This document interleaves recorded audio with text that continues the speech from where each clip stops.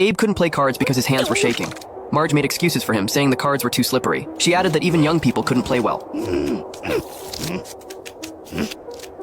So Abe decided to divide his inheritance equally among them. He gave each person an average of $50. In fact, this wasn't even enough to cover the interest on Bart's loan shark debt. The Simpson family immediately took the money to the mall. Marge said Grandpa allowed them to spend the money freely. At this point, Bart had already paid someone to walk up the down escalator for an entire day. Marge wanted to buy a handbag, but the designer collaboration was too expensive for her to afford. Then she happened to see a $50 bag, so she immediately took the bag to check out. But the cashier reminded her that the bag was $500. Marge didn't want to lose face in front of the other women, so she took out her card and bought the bag despite the pain. $500? That's like 10 dead grandpas! Marge told Homer not to worry. She said she would return the bag the next day, but Homer softened. He said Marge could enjoy carrying the bag for a while, so they went to an upscale restaurant. The waiter saw they were dressed casually and seated them by the restroom.